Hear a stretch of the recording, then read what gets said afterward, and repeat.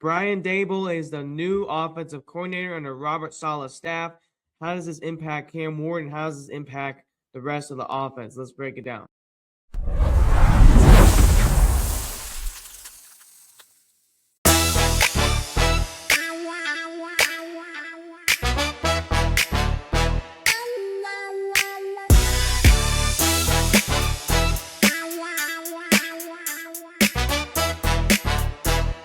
What's going on, Titans fans? Welcome back to another episode of the Titan Report podcast. I am your host, Jackson Weber. I appreciate y'all tuning in to another episode today as we're live on YouTube. Despite Saleh's introductory press conference, Brian Daboll is officially the new offensive coordinator for the Tennessee Titans. We're also going to go down and talk about the rest of the coaching staff. And we're going to end with the NFL draft, NFL headlines. If you're new, like, subscribe, and share with the fellow Titans fan. We're on the way to 100 subscribers on YouTube. So this means a totally lot to me. And once we get 100 subscribers, we'll get a former NFL player that'll be coming on the show and recapping his career with the Tennessee Titans. I want to start and say I hope everyone's doing safe in the Middle Tennessee area, especially. It's been a tough week, especially for the folks in Davidson County who had almost 200,000 plus power outages. It's been rough, and I hope everyone's just regaining their power. I hope everyone is just starting to get that back together. And, if you do not have power, hopefully power will come on soon. But we're all praying for you right now. I'm going to check on your neighbors, check on your friends, make sure everyone's doing okay. We're all in this together, and we'll all get through this together. So just do want to say that and to kick off the show. I do want to give the 4 clips about Robert Saleh's press conference, and then we'll give my 3 takeaways after the end of these clips. Fast and violent, man. Play in and play out. We're going to play with speed. We're going to play confident. We're going to have some swag. Talk a little shit, but I want them to show who they are, play in and play out. And like I said, the one thing that you'll notice is the speed at which we play and the violence at which we do it. When the standard is set, how will people be able to recognize that your standard has been set? Already said it, man. They're going to pop off the tape. You're going to feel like you're on the field with them, with the energy, the juice, the speed, the violence. You're going to feel it from the living room, sitting on your couch. You'll be able to feel this football team. You were willing to stake your coaching future on it. Yeah, shamelessly, I probably did as much research on this organization and the people, the leadership committee in this organization than they probably did on me, and did a ton of research on everything I could in terms of from top all the way down. And what I found is that the people here are unbelievable, and getting a chance to meet everybody in person just was an affirmation to what I had already heard. And I'm a firm believer that people win championships, and this organization is built to win a championship because of the people, from obviously Miss Amy all the way down. The people here are unbelievable, and so that first and foremost is what drew me close to this organization. Absolutely, great question too. Like Cam. From everything that I've gathered, just all the discussions I've had throughout the building and throughout the league, comes with an elite work ethic, elite character, an elite person. And, when you look at his body of work as a rookie, a lot of these rookies, when they come in through the middle of OTAs. But so the biggest thing that we're going to work with Cam, just going all the way back to the beginning, we've gotten a whole off season to work with him, taken back to the very, very beginning, both on the field, off the field, the process at which what it looks like to not only be a professional with regards to preparation in his body, but as a professional with regards to preparing from a game planning standpoint or a playbook standpoint. But, just talking with Dabes over the course of the last few weeks, he is the perfect man to match up with Cam and to maximize who he is.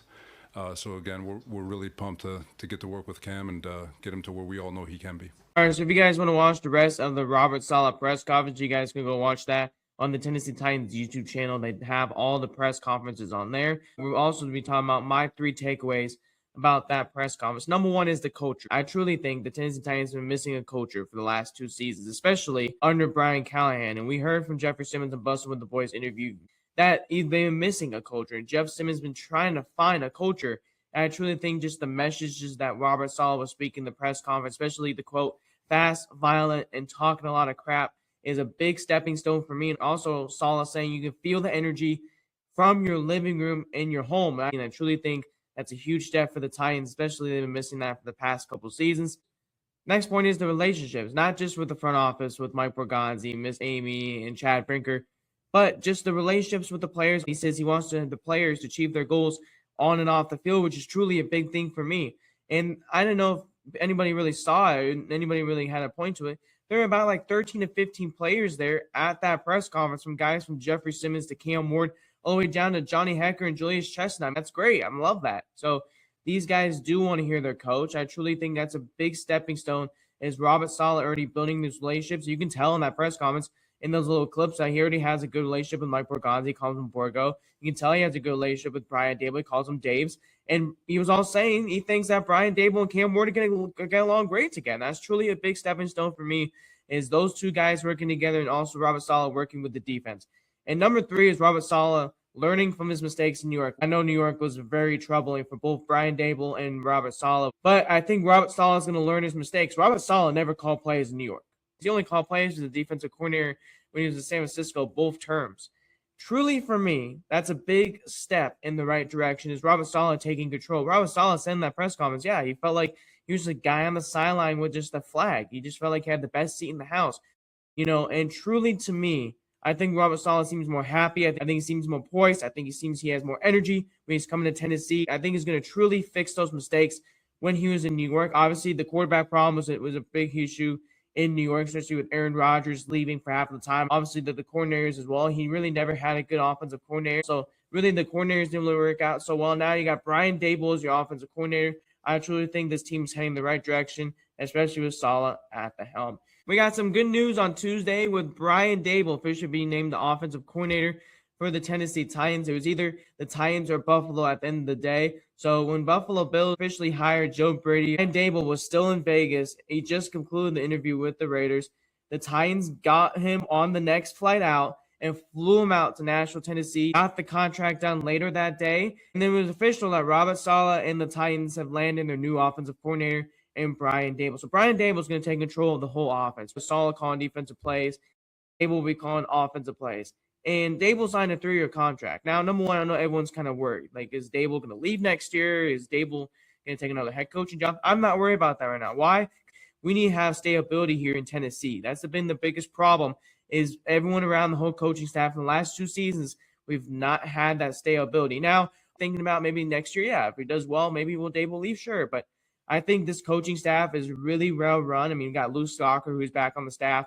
Randy Jordan's back on the staff. And maybe who knows? Maybe Luke Stalker, maybe the quarterback's coach is Shea Tooney, who, sorry if I said that wrong, who got hired from the Giants as well, might be the next offensive coordinator next season. I'm not truly worried right now if Brian Daboll does take a new head coaching job next year. I'm worried about right now, especially the things he could do with Cam Ward. A couple of things that really stand out to me about Brian Daboll is that, number one, he brings a ton of experience to the table. Brian Daboll has been coaching for 30 years now, and he's going to his 26th year in the NFL. That is huge for me personally, because I talked about this before. Whenever you're going to hire the next head coach, you need to make sure they have experience on both offense and defense side of the ball, and truly Brian Daboll does bring that. He goes back to quarterbacks like Brett Favre, to all the way to Josh Allen, to Jackson Dart this year. I truly feel like he made Jackson Dart look better. I truly think when he was working Josh Allen as the Bills' offensive coordinator for 3 seasons, that he made Josh Allen look better, and he actually helped him be the superstar. But truly, that experience really does make me interested a lot. I truly think he could do really good things with Cam Ward. My second point, Brian Daboll loves Cameron Ward. The Giants, if you guys do remember, that they tried to trade up with the Tennessee Titans last year in the NFL draft. They tried to trade up to the number 1 overall pick. They offered 2 first-round picks. They called Mike Borgonzi on draft night. Brian Daboll did get let go from New York. They were talking for the whole time, no matter who was going to be the next head coach. And Robert Saleh emerged as the favorite. They knew that they're going to have Brian Daboll as offensive coordinator, and that really what stands out to me is that experience on Mike Borgonzi and Brian Daboll. Even though their short time in Kansas City, that relationship, and truly Brian Daboll wanted to come to Nashville and help coach Cameron Ward. His quarterback says he's actually coached from go to Brett Favre all the way down to Josh Allen to Jackson Dart this year. And truly, to me, Jackson Dart did not have a good second half of the NFL season. I truly think they can do really good things with Cam Ward, especially with his play action, his RPOs, good play concepts that Cam Ward loves. I truly think Brian Daboll brings a good experience and has good play calls in the bag that Cam Ward is going to love. Number 3, Daboll took the Titans job over the Eagles job. And truly, to me, I think Eagles were one of the worst offensive coordinator jobs out there. There's 18 of them, and the Eagles already filled up their OC job. But truly, to me, I'd rather come to Tennessee than go to the Philadelphia Eagles. Yes, the Eagles have a ton of talent on offense. However, I'll keep saying this. The Eagles fan base, I still think, is one of the worst in the NFL. Even though if you go 12-5, you do one thing wrong, they want you can't. Now, yes, the offensive coordinator for Philly was not really the best. Nick Sirianni was almost going to call plays. If they were not going to find the offensive coordinator that they liked, Nick Sirianni was going to call plays. It was almost a disaster in Philly. And we all know with the old rumors going on with A.J. Brown and all the stress that's going on over there, I think it was a smart move. It was a good thing for Brian Daboll to pick the Titans over the Eagles. Again, Philly does have good players. Really, to me, the relationship with Mike Berganti and working with Cameron Ward truly took Brian Daboll away of the Eagles' offensive coordinator job.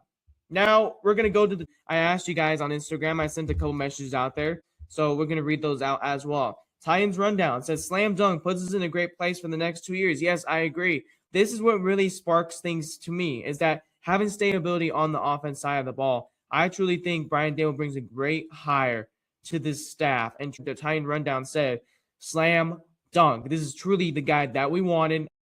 Matt Nagy. We did not want Matt Nagy. But yes, slam dunk. Titan Talk 615 said, if we nail this offseason the draft, we could be a dangerous team next season. Yes. And next episode, we'll be talking about 5 free agents from Saleh and Daboll, who I truly think the Tennessee Titans can bring in here. But yes, truly now matters with the draft and the rest of the free agency goes. Truly, to me, I have a couple guys who make a lot of sense. We'll talk about draft next segment. If we nail the offseason, I think we'll be going to the playoffs next season. I asked Cameron Ward-Lover. He said this is possibly the best offensive coordinator hire in the last decade. Think about it. Arthur Smith. He had a good team around him, which made Arthur Smith good. Arthur Smith did not do great in Atlanta. We all know Arthur Smith did okay in Pittsburgh. He didn't do the greatest. But truly, to me, I think this was the best guy we could have gone around. Good answer right there. And then Cameron Ward fan, shout out to him. Cameron Ward fan said, this coaching cycle has been insane. There are weeks where we thought Titans fans were bracing for Matt Nagy to become the next Titans head coach. Let me just start right there. This head coaching cycle has been insane. Everyone was saying there's not going to be a chaotic head coaching cycle. Oh, it has. The Bills fired Sean McDermott out of nowhere late when, we're all bracing for Matt Nagy. Well, here comes Sean McDermott in the ring. And now Sean McDermott is going to probably take a year off. And Mike Tomlin got fired. Well, I should say fired. He stepped down, but, probably could have got fired too. But just those two top teams, the Ravens firing John Harbaugh, going down the rest of the list, it has been a wild coaching cycle. And somehow we're able to get Robert Saleh as head coach, Brian Daboll as offensive coordinator. Yes, perfect right there. It's like a chef's kiss, in my opinion. Daboll basically completes the team. Saleh managed the defense and improve everyone on that side of the ball, where Daboll run the offense and develop Cameron Ward. Yes, truly to me, I think Saleh is I think the biggest player, we'll talk about this next week as well. Daboll's biggest knock is his high expectations and competitiveness that can rub players in the wrong way. Who do we know like that? Our quarterback, Cam Ward. This is a great pairing. I cannot wait to see how Daboll runs his offense to best suit Cam's strengths. And like we said before, like I said, like RPOs, play actions, play concepts, there's a lot of things to love with Cam Ward's options. So everyone check out their Instagrams. If you all have Instagram, they make all great content. All 4 of the guys from Titans Rundown, Titan Talk, Cam Ward Lover, and the Cameron Ward fan, they all make great content on Instagram. So make sure y'all go check that out. And I appreciate everyone's responses. What's the rest of the coaching staff looking like? And then we'll kind of go to the draft. I love this coaching staff. We're still waiting on the defensive coordinator, I think, which everyone's wondering now. The DC is kind of me like a Nick Holtz kind of role, so I'm not really too certain about that. Also waiting for a linebackers coach and a safeties coach. We hired a Nickos coach. We'll talk about that in just a little bit. So the Titans offensive coaching staff is basically done. We know about Brian Daboll. Shea Turney was the quarterback's coach, and he came from New York. Randy Jordan, running backs coach, was there last year. Greg Lewis, I really love this one a lot. Connection with Mike Berganti in Kansas City. He was in Baltimore the last couple seasons. Tight end Luke Stalker, who I think can be a great offensive coordinator in the next couple years. Offensive line coach Crisilio. Defense side of the ball. Aaron Whitencon is the new defensive lines coach. He came from the New York Jets. Connection with Saleh, was a Cowboys defensive line coach last year. And then the DB's coach, Tony Oden, who I really thought was in potential to be the next defensive coordinator coach. Now the defensive coordinator coach could be like Mike Rottenberg, could be Al Harris. Those are 2 favorites in my opinion. Robert Saleh plans to hire a nickel coach for the Tennessee Titans, which is very interesting. Robert Saleh plans to hire a nickel coach to work along with the cornerbacks coach, Tony Oden, and still an unnamed safeties coach. So This will be the first time the franchise has had a nickel coach and it has had 3 different coaches overseeing the secondary. Did not happen with Vrabel. Again, that's still going to be unnamed. We'll figure out who that is as well. We're going to be talking about some new options as a new logo. I'm going to give you guys 2 examples to kind of look at here. This is the first one. This is from the Titans house. If you guys do know, this is where you can buy new PCLs for the new stadium that's happening, open 2027. This is the logo you see on the wall. Maybe I'll get used to it down the line, but just from my perspective, to me personally, I just do not love that logo. The only thing I like about it is that sword in the middle. That's the only thing I really truly like about it. But for me, prospectively, this is the logo I like. This will be the logo if I had to choose between the 2. This seems more appealing to me. This reminds me a lot of the 99 2000 jerseys that the Titans used to have. Look at the sword in the middle. Makes a lot more sense. Makes a lot more interesting. This looks like a way better logo. Arva Reese, Ohio State Buckeyes linebackers. A junior, 6'4", 243, 69 tackles, 35 assists, 2 passes deflected, 6.5 sacks, not participating in the Senior Bowl. Again, the Jets might pick him on number 2. The Jets might let him slide to 4. Truly, to me, if Arva Reese does fall down, this would be a home run pick just because I think Robert Saleh would absolutely love to work with Arva Reese. Number 4, got to give a shout out to David Bailey. I'm from California. He's from my hometown, from Irvine, California. He spent 3 years in Stanford, came to Texas Tech. He transferred this year. What a baller he's been actually this season. 52 total tackles, 20 assists, 14.5 sacks, 3 forced fumbles. David Bailey's the most consistent edge in this position. 6'3", 250 senior. I truly think this will be a guy that will make a lot of sense for me at number 4.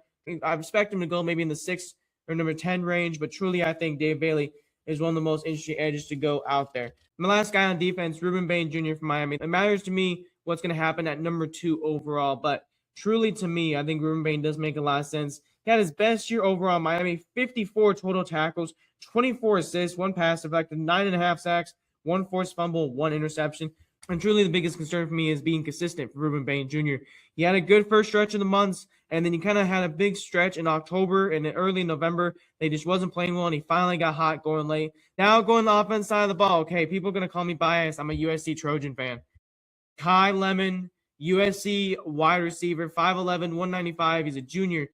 He reminds me a lot about JSN. Look, he's not a big guy, but Kai Lemon can catch everything. And I think this would be a great piece on Brian Daboll's offense. 79 receptions, 1,156 yards, 11 touchdowns, 14.5 average per catch. And truly, to me, Mekhi Lemon is great. You go inside, outside. I truly think he'll fit better more in the slot role, in my opinion. But, man, I would love to have Mekhi Lemon. Let's just say someone does trade up for Carnell Tate. Maybe if we do trade back, Mekhi Lemon is a name to keep an eye on. And I think this is one of the most underrated and not talked about receivers in the NFL draft. And lastly, I got to go to Carnell Tate.